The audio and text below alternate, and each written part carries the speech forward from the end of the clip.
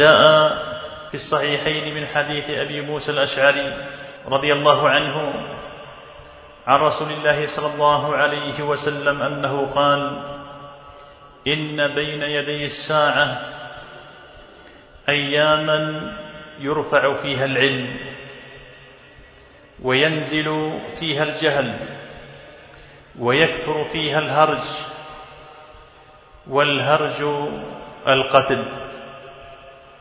بين نبينا عليه الصلاة والسلام في هذا الحديث بعض الأمور التي بين يدي الساعة: يرفع العلم وينزل الجهل ويكثر الهرج، أي يكثر القتل.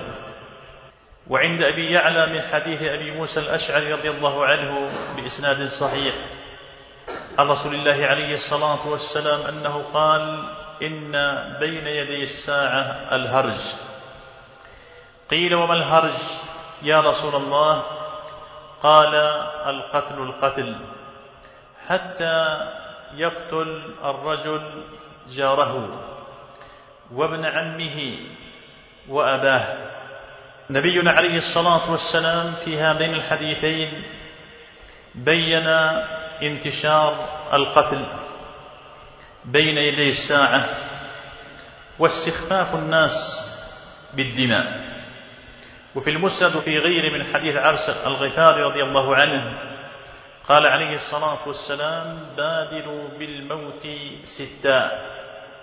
وذكر من تلك الأمور الست قال: واستخفاف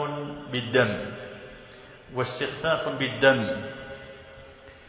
وهذا يدل على أن هذا أمر سيكون في هذه الأمة، وقد أخبر النبي عليه الصلاة والسلام عن ذلك، ولا نقول سيكون بل هو كائن.